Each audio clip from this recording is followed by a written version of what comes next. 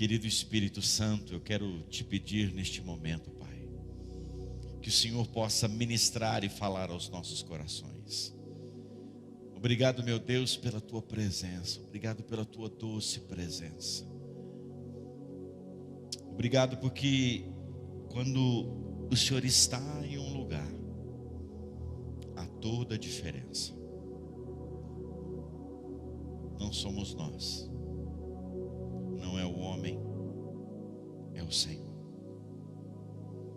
Tudo o que precisamos, todas as nossas fontes estão em Ti, Senhor. Não há nada que o Senhor não possa fazer. E nessa noite eu quero te pedir que o Senhor venha confortar e falar em cada coração, Pai, porque só o Senhor pode trazer a resposta de tudo que precisamos. É o que eu te peço, em nome de Jesus. Amém. Glória a Deus.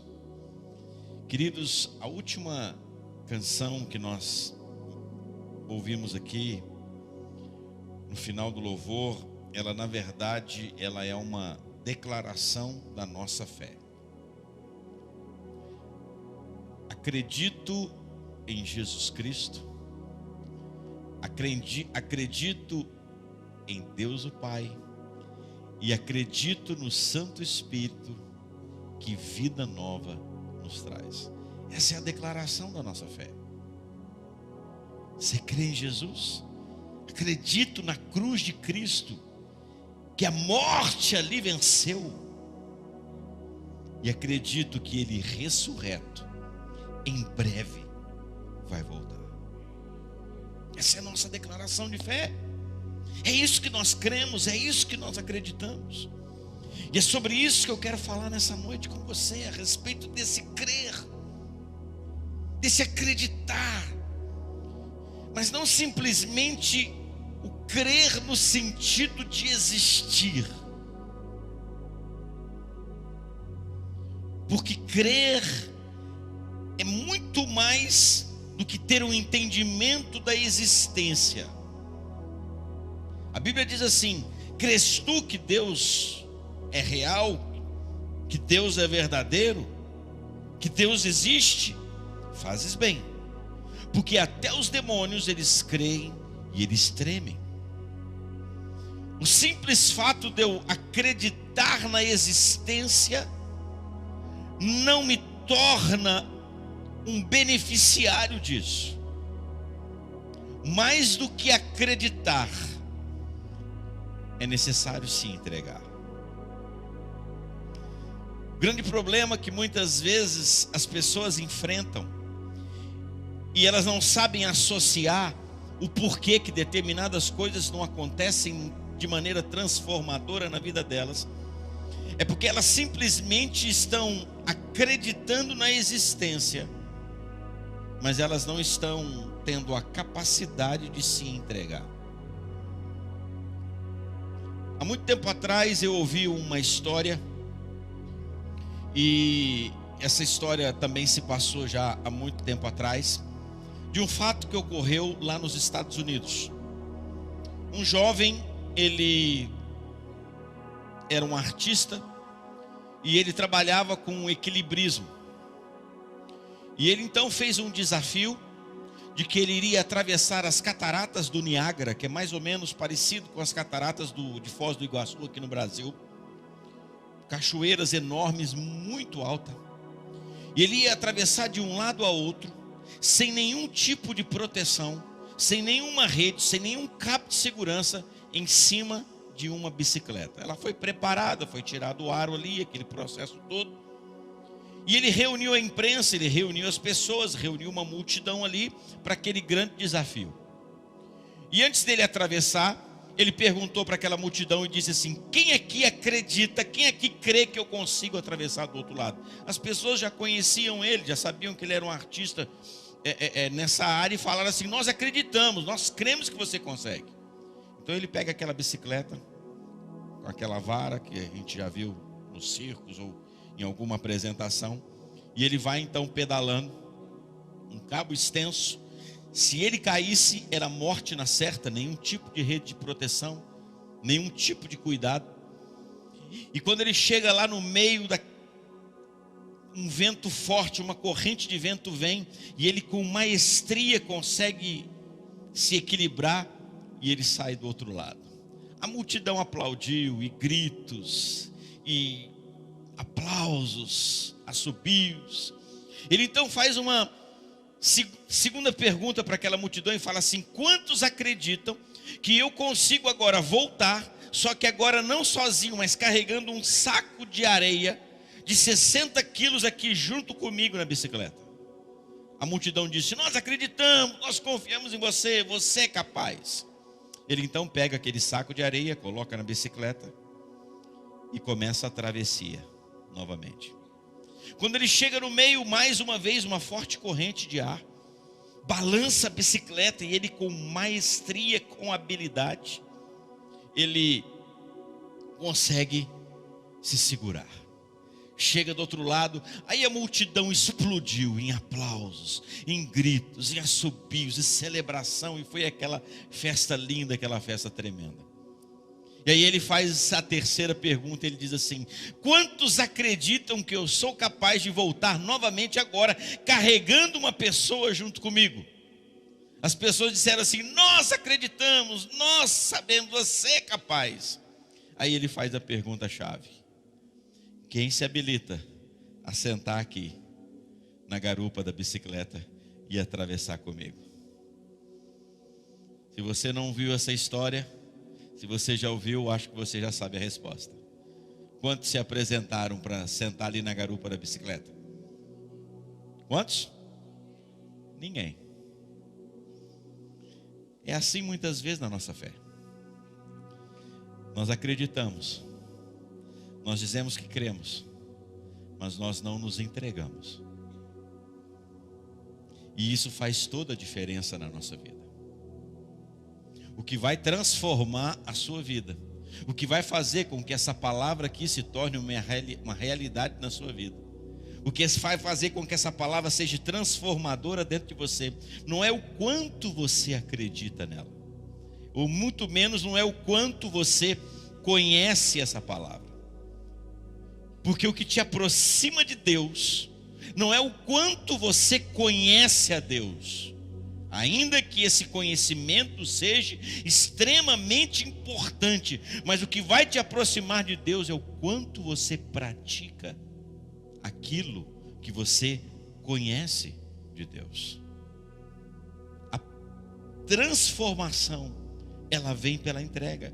Eu posso passar uma vida inteira conhecendo sem me entregar. Eu posso passar uma vida inteira conhecendo sem confiar. E o Salmo de número 31, no versículo 3, se você tem a sua Bíblia aí, você pode abrir.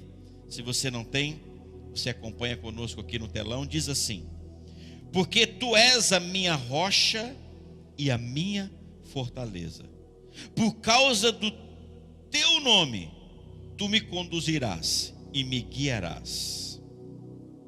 Agora vá comigo para o Salmo 121, um pouquinho mais para frente. Salmo 121, nós vamos ler do versículo 1 em diante. Vamos ler o Salmo inteiro, ele é pequeno, apenas 8 versículos. Diz assim, Salmo 121, versículo 1: eleva os olhos para os montes, de onde me virá o socorro? O meu socorro vem do Senhor, que fez os céus, o céu e a terra. Ele não permitirá que os meus pés vacilem. Não dormitará aquele que te guarda. É certo que não dormita, nem dorme o guarda de Israel. O Senhor é quem te guarda. O Senhor é a tua sombra, à tua direita. De dia não te molestará o sol, nem de noite a lua. O Senhor te guardará de todo mal, guardará a tua alma. O Senhor guardará a tua saída e a tua entrada desde agora e para sempre. Em quem você tem colocado sua fé, querido? Em quem você tem confiado? Em quem você tem colocado a sua segurança? Em quem você tem colocado a sua esperança? Deixa eu dizer uma coisa aqui para você, talvez eu possa te chocar com a primeira parte do que eu vou te dizer. Eu não acredito nas pessoas. Eu não acredito no governo. Eu não acredito no homem. Eu não acredito nos médicos. Eu não acredito nos remédios. Mas eu acredito no Deus que usa os médicos. Eu acredito no Deus que usa os remédios. Eu acredito no Deus que usa as pessoas. Eu acredito no Deus que usa o homem. Eu acredito no Deus que usa o governo. A minha confiança não está nas coisas dessa terra. A minha confiança está no Senhor. Eleva os olhos para os montes. De onde me virá o socorro? O meu socorro vem do Senhor, que fez os céus e a terra. O meu socorro não vem do homem, mas eu sei que Deus usa o homem. O meu socorro não vem dos remédios, mas eu sei que Deus pode usar os remédios. O meu socorro não vem da ciência, mas eu sei que Deus pode usar a ciência. Pastor, mas não é a mesma coisa? Não. Não tem o mesmo sentido? Não.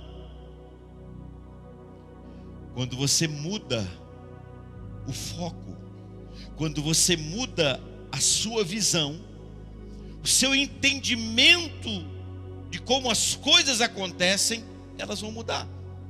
A sua perspectiva de como você olha o que acontece ao seu redor, ela começa a mudar.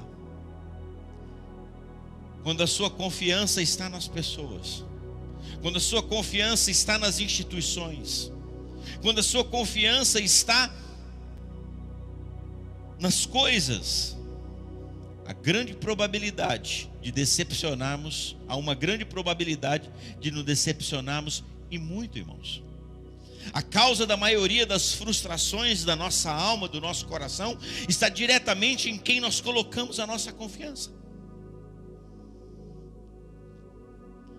Talvez você já decepcionou com pessoas que você ama tanto, com um familiar, com um cônjuge, com filhos, com pai, com mãe, com amigos, com sócios, com o governo, com instituições. A gente se decepciona. Por quê? Porque a nossa confiança foi colocada nisso.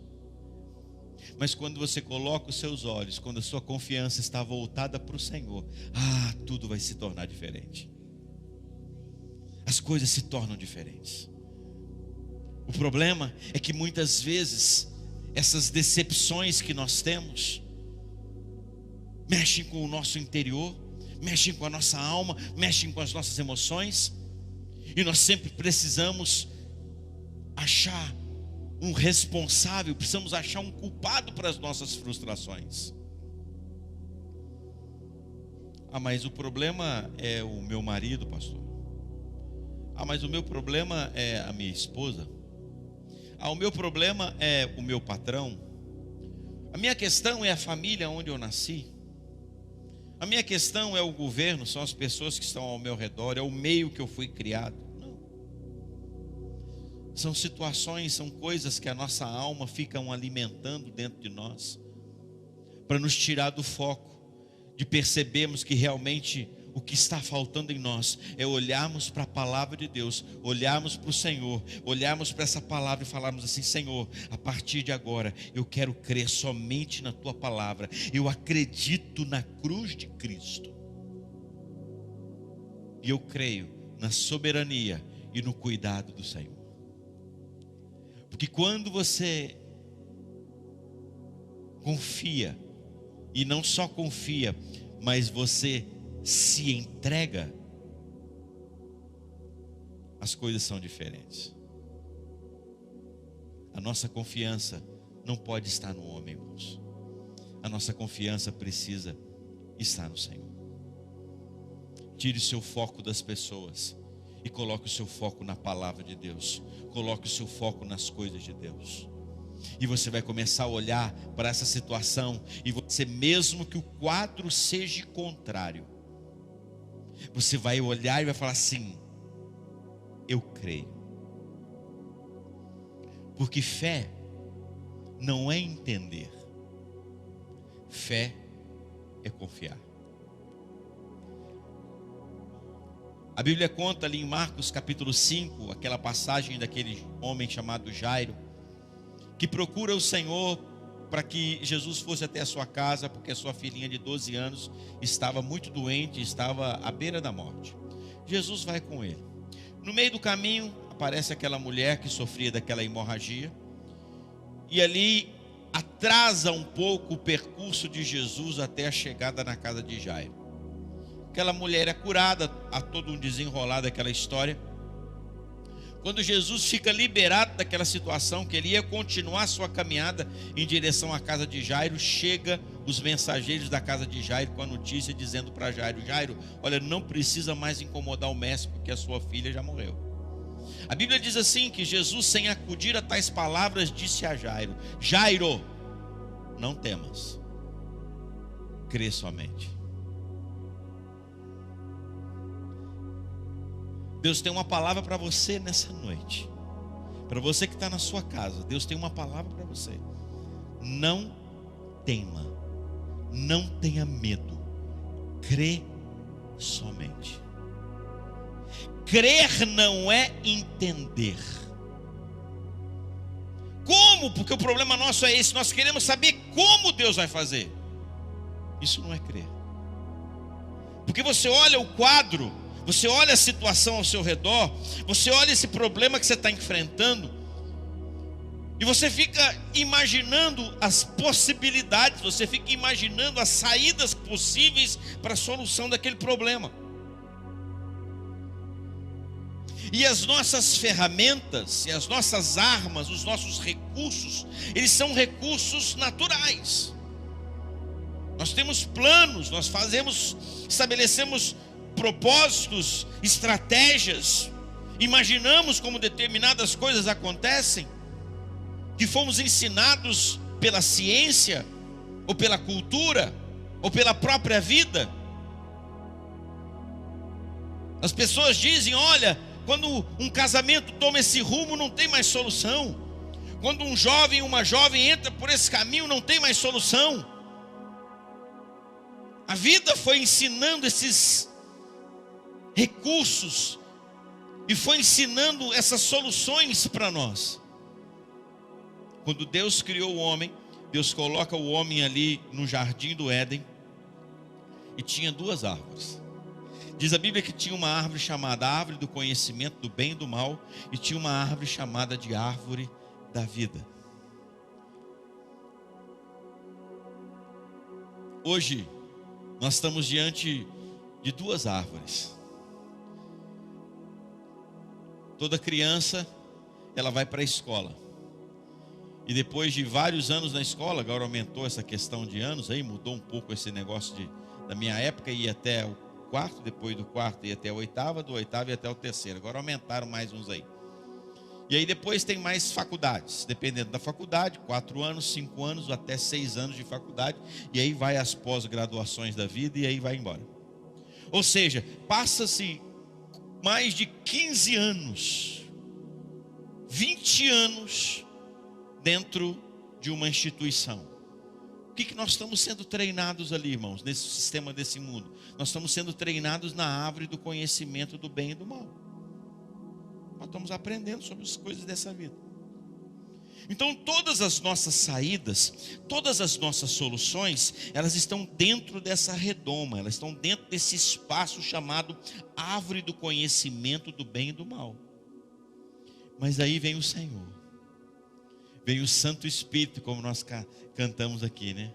Acredito no Santo Espírito, que vida nova nos traz. Aquele que está em Cristo é nova criatura. As coisas antigas se passaram, eis que tudo se fez novo.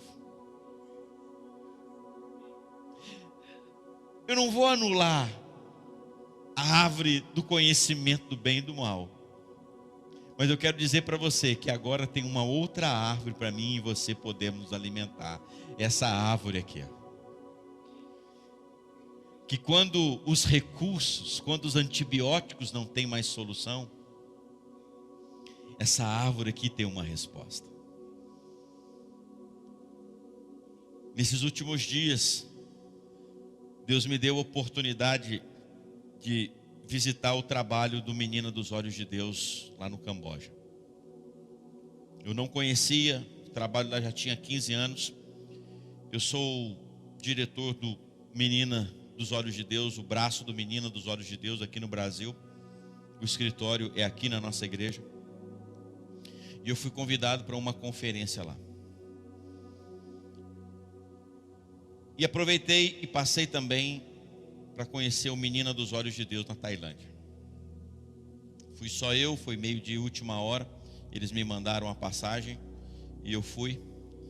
Quando eu cheguei na Tailândia, visitando a casa das meninas, elas fizeram, chegou eu, na verdade foi só eu, já tinha um pessoal que havia chegado. O pastor Lucas e a pastora Sheila, que estão lá na Tailândia, alguns irmãos aqui conhecem. Eles disseram: vocês estão sendo as primeiras pessoas que estão vindo aqui depois, no período pós-pandemia. Ficaram mais de 2 anos fechado o país. E quando eu cheguei, as crianças, essa casa da Tailândia tem poucas crianças. As crianças fizeram uma apresentação com as roupinhas típicas dela lá, fizeram uma dança e tal, foi muito lindo. E tinha uma menininha, eu não me lembro o nome dela agora, não é que me lembro. Eu não sei falar o nome dela porque são nomes bem complicados. E eu percebi que ela tinha uma certa dificuldade um pouquinho para andar. Ela arrasta um pouquinho em uma das pernas, mas assim, nada que interfira na sua alegria, E ela era muito carinhosa, né? E a língua que eles falam lá é uma língua completamente louca, não dá para você entender nada. E assim que eu cheguei, a primeira coisa que eu estava sentado no sofá antes delas dançarem, ela veio assim, ela desse tamanhozinho assim. Eu devia ter preparado a foto aqui para mostrar para vocês, numa outra oportunidade eu mostro. E ela veio e me deu um abraço gostoso assim, me deu um beijo. Aí você imagina, né? Eu com criança, aí eu já apaixonei na hora, né? Aí ela dava uma voltinha, vinha, me abraçava e me beijava de novo. Aí dava uma voltinha, vinha, me abraçava, ganhei um monte de beijo naquela tarde ali. E o pastor Lucas foi contar a história dela. Eu quero mostrar para você que há um outro lado sem ser a árvore do conhecimento do bem e do mal.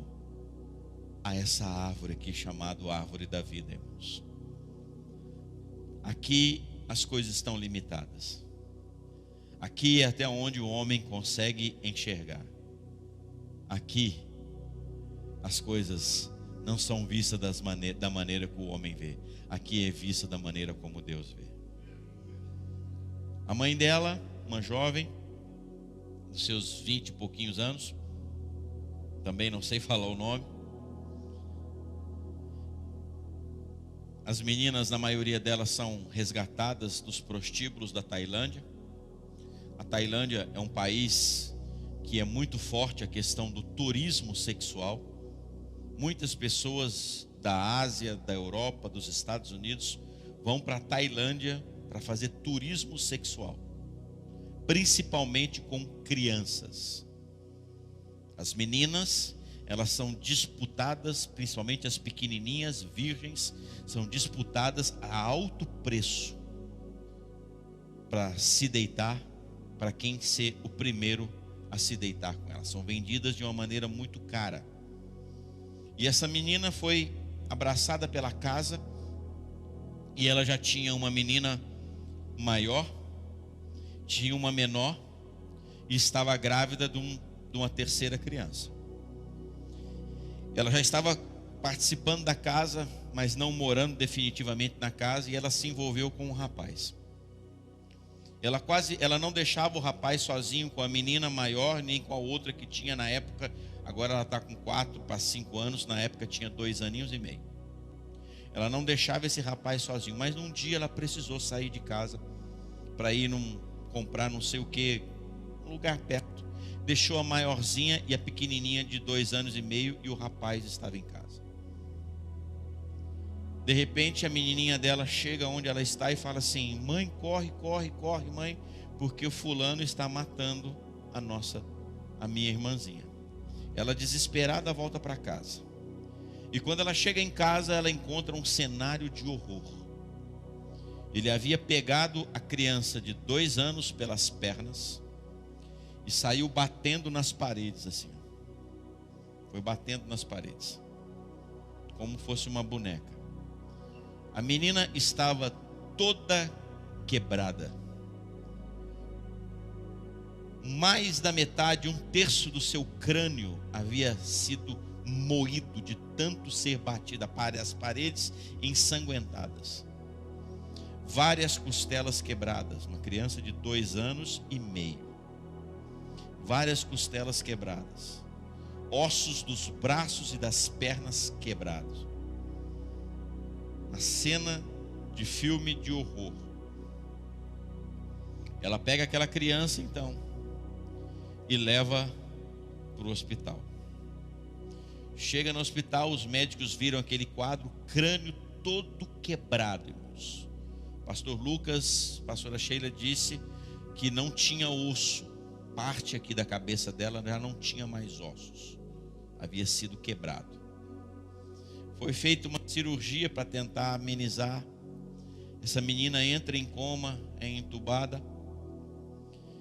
E por 3 vezes, aí ela, pastor Lucas, a pastora Sheila acompanhando o caso, por 3 vezes os médicos viram para a mãe e falaram assim: olha, nós precisamos desligar os aparelhos. Se ela sobreviver, ela não vai andar, ela não vai falar, ela não vai enxergar, ela vai ter uma série de sequelas para o resto da vida. Ela vai ficar de cama, vai vegetar em cima de uma cama, se ela sobreviver. E por 3 vezes eles falaram para ela da autorização para desligarem os aparelhos, mas ela já estava frequentando a casa das meninas. E ela começou a acreditar. Ela começou a crer, irmãos, na simplicidade da sua fé. Ela começou a acreditar, ela começou a crer. E ela falou assim: não desligue os aparelhos, a minha filha vai viver. Ela decidiu não só aceitar o quadro da árvore do conhecimento do bem e do mal, mas ela decidiu olhar para a árvore da vida. É isso que eu disse agora há pouco. Muitas vezes nós queremos entender. A fé não dá para entender. Quando Jesus fala para Jairo: Jairo, não tema, Jairo, crê somente. Jairo podia ter perguntado: Senhor, como o Senhor vai fazer? Não tem como, irmãos. É só acreditar. É olhar para isso que você está passando, é olhar para essa situação que está ao seu redor, olhar para esse quadro que você está vivendo e falar: Senhor, eu acredito no Senhor. Eu confio no Senhor. Eu sei que o Senhor pode mudar essa situação. E não tentar entender. E só crer. E ela então fala: não vai desligar os aparelhos. Essa menina, eu devia ter preparado a foto aqui para mostrar para vocês. Essa menina então sai do coma e acorda. E resumindo a história, é essa que eu te falei. Hoje ela anda para casa o tempo todo. Ela perdeu uma vista ela não tem. Ela enxerga só de um dos seus olhos. Mas ela tem uma vida, é a alegria da casa. Anda para todo lado, dançou, brincou, brincou, abraçou, fez uma festa com a gente. Saí de lá apaixonado por ela, irmãos. Ela estava grávida, a mãe do terceiro filho. Queria, antes desse acontecimento, queria abortar a criança. As clínicas de aborto lá na Tailândia são assim, o aborto é legalizado, é liberado. E o pastor Lucas e a pastora Sheila falou assim, não aborte. Ela falou, eu não tenho condição de cuidar dessa criança. O pastor Lucas falou assim, nós cuidamos dela para você. Tenha ela, continue com a sua gravidez. A hora que você ter ela, dá essa criança para a gente.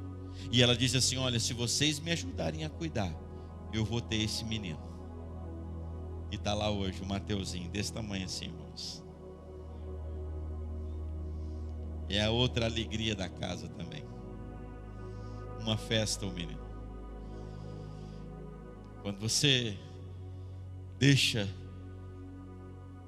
só de acreditar na existência e coloca os seus olhos e começa a crer e se entregar, as coisas são diferentes, irmãos. Eu não sei o que você está passando. Eu só quero dizer uma coisa para você: não tire os teus olhos do Senhor. Não tire os teus olhos dele. Ainda que a circunstância ao seu redor, ainda que o quadro ao seu redor seja completamente desfavorável, não importa. Creia em Jesus Cristo. Acredito em Jesus Cristo. Acredito em Deus o Pai. Acredito no Santo Espírito que vida nova nos traz. Olhe para essa situação que você está vendo, que você está vivendo. Olhe para esse quadro que você está enfrentando e diga: eu creio, Senhor. Ainda que a sua mente, ainda que a árvore do conhecimento do bem e do mal diga assim, não tem jeito, não vai mudar. Você vai dizer: eu creio. E se entrega. Porque tem momentos, irmãos, que é só a nossa confiança nele que vai mudar. Eu disse hoje pela manhã, na volta dessa viagem, foi uma viagem longa, muito cansativa, muito longe, 15 horas dentro de um avião. E teve um momento ali que eu olhei na telinha, na frente da poltrona assim, tem uma telinha, e ele fica passando os dados do voo. O avião estava a 11 mil metros de altitude, 11 quilômetros de altitude. A temperatura externa fora do avião era 50 graus negativo. E a velocidade 940, 950 quilômetros por hora. E teve um momento, irmãos, que o avião balançou e balançou muito. Mas muito. Mas muito. E eu não tinha o que fazer. Peguei meu cinto. Tem coisa que adiantasse, né? Apertei, que é o que mandam fazer. Segurei firme na poltrona, nos braços assim. Fechei os meus olhos e falei: Senhor, eu creio em Ti. Eu creio em Ti. Na hora ali, irmãos, eu não pensei, eu acredito no engenheiro que fez essa aeronave. Eu acredito na capacidade, no treinamento do piloto. Eu falei: Senhor, e olha que eu já peguei muita turbulência. Eu falei: Senhor, eu creio em Ti. E esse avião balançou, irmãos. Balançou. Balançou. E eu só falava: eu creio em ti. E eu estou aqui.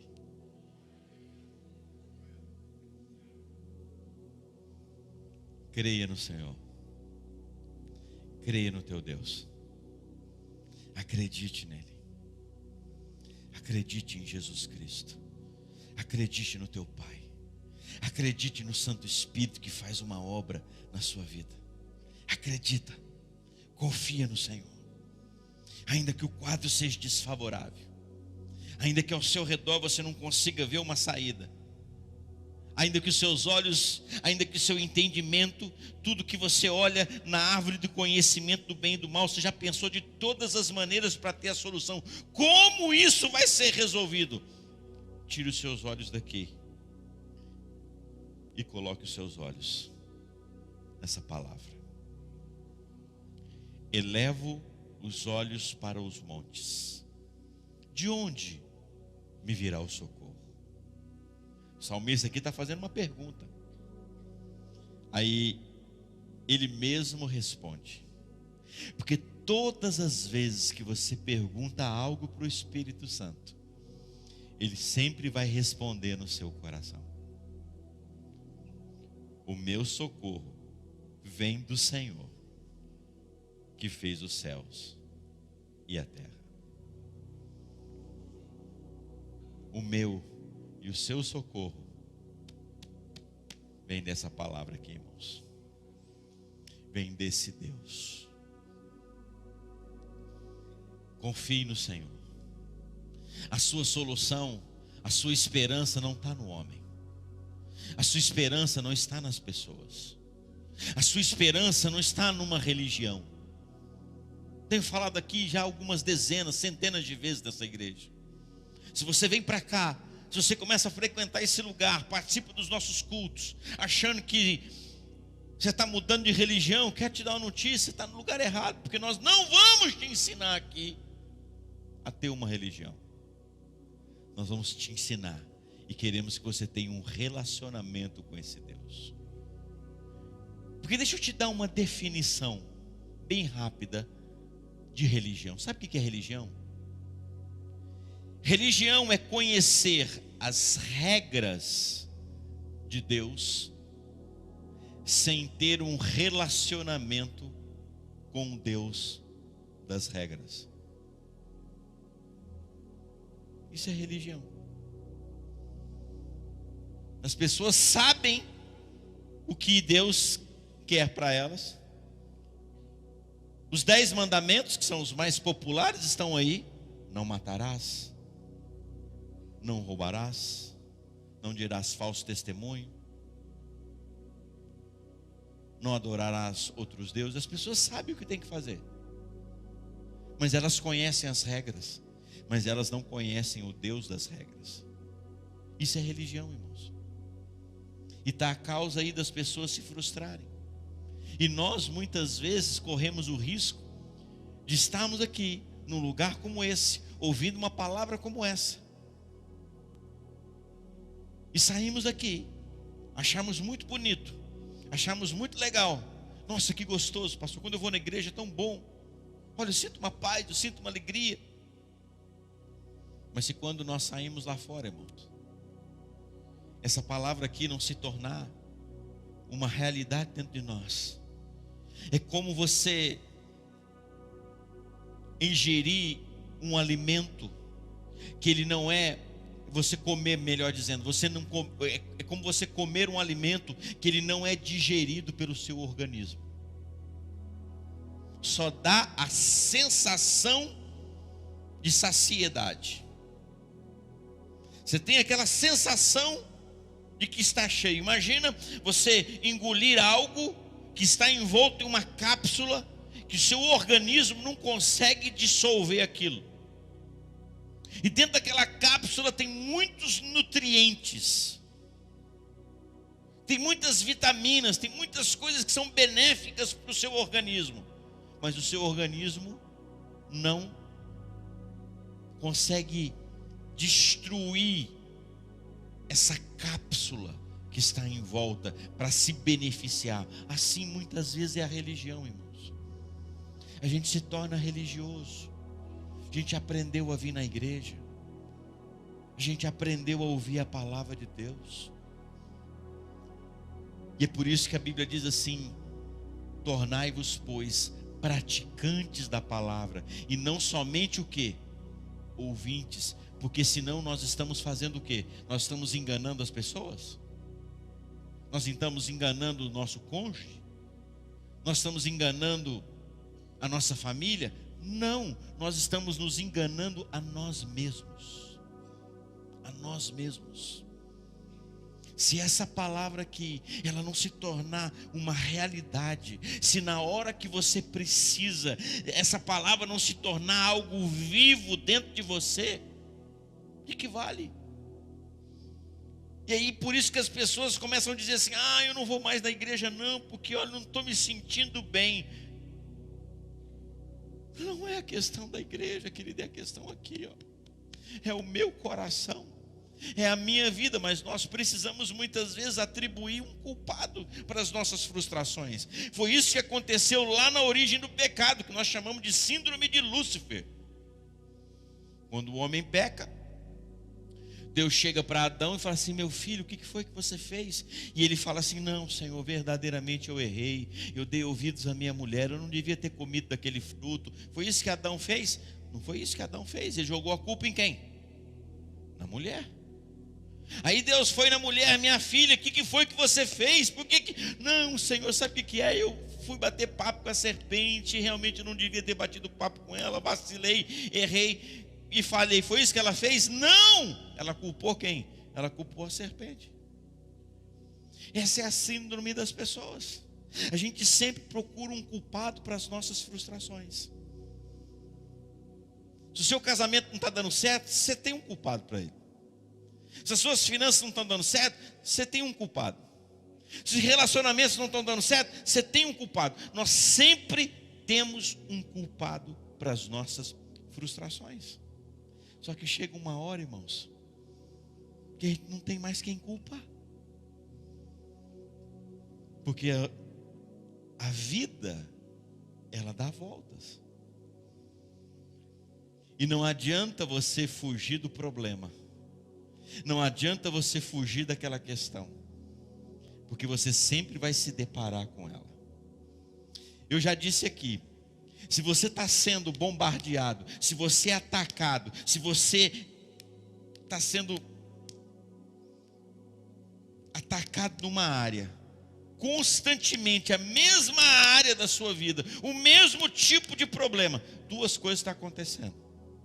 Ou o diabo encontrou a sua fraqueza e está batendo ali, ou Deus encontrou a dureza do seu coração e está batendo ali para poder te quebrar. Mas a gente vai dar a volta, e a gente vai dar a volta, e não adianta fugir do problema, irmãos.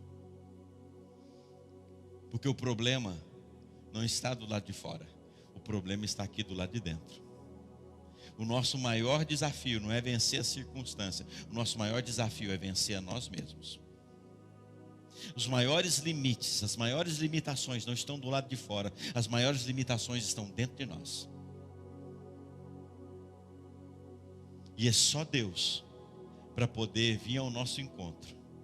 Só o Senhor para fazer com que a gente se encontre com essa verdade. E quando você se encontra com essa verdade, você se encontra com essa palavra e você decide se alimentar. Não, eu não vou só me alimentar da árvore do conhecimento do bem e do mal, eu vou me alimentar também da árvore da vida. Isso aqui vai fazer um bem para você.